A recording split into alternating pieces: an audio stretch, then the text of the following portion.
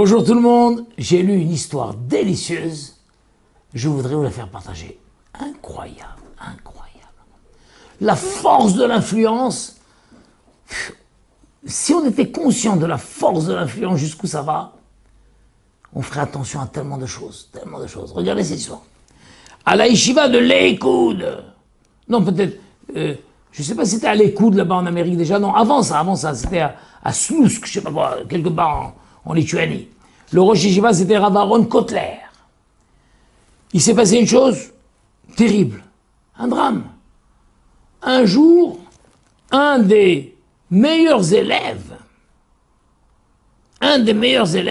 non pas, il dit pas un des meilleurs élèves, un des élèves a été saisi d'un vent de folie. Il est venu voir le Rosh Yeshiva et il lui a dit « Je compte me convertir au christianisme ». Comment? Quoi? Ça va pas, non? Oui. Ma décision est prise. J'irai dimanche à l'église et je demanderai à rencontrer le curé et je veux me convertir. C'est quoi, qu'est-ce qui t'arrive? C'est comme ça. Je veux. Le Rav était paralysé. Il savait pas quoi faire. Il a essayé de parler avec le Bachour, de le convaincre. Rien. La décision a été prise. La décision a été prise. Alors, Mina Shemaim, il y avait là-bas le Rav de Kopchnitz, qui était connu comme étant un grand Rav, un homme très intelligent. Les gens venaient demander conseil chez lui dans tous les domaines.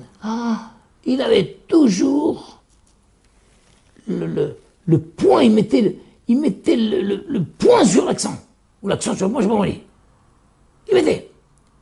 Alors, quand le Rav Aaron Kotler est allé, il lui a raconté. Alors, le Rav a dit à Aaron Kotler, vérifiez comment il règle son réveil. Vérifiez comment il règle son réveil. Et c'est tout. Il n'en dit pas plus. Toujours, il parlait d'une manière très courte. Bon, Rav Aaron Kotler va et appelle le Bachour, il lui dit, dis-moi, tu as un réveil, tu as une montre. Il dit, j'en ai plusieurs. Moi j'adore les montres. J'adore les montres, j'ai plusieurs montres, j'ai plusieurs réveils. Comment tu les règles? C'est un des points qui m'énerve le plus. À la yeshiva, aucune règle, aucune montre n'est à l'heure. Il y en a qui avancent, il y en a qui reculent. La seule montre qui est à l'heure dans ce village, c'est la montre de l'église. Et comme j'ai la chance que ma fenêtre se trouve en face de l'église, et donc, régulièrement, je règle toutes mes montres à la montre de l'église. Et en plus, il y a la cloche qui sonne, toutes les heures, je vérifie. Moi, je suis quelqu'un de précis et j'aime la précision. Rav Aaron Kotler a compris ce que le Rav lui avait dit, vérifier comment il règle sa montre.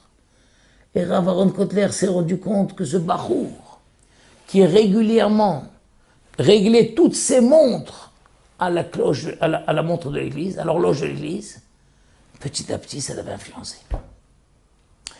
Alors, Rav Aaron Kotler lui a dit, je vois que tu aimes beaucoup les montres, j'ai une très belle montre à t'offrir. Ah oui?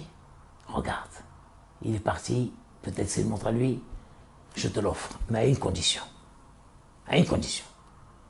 C'est une très belle montre, elle a de la valeur, je te l'offre, mais à une seule condition.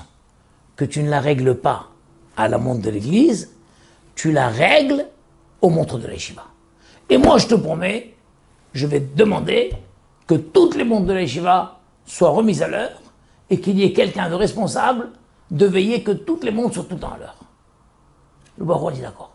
Tout de suite, le Rav a nommé quelqu'un qui a remis toutes les montres de la yeshiva à l'heure et qui était chargé de veiller à ce qu'elles soient tout le temps à l'heure.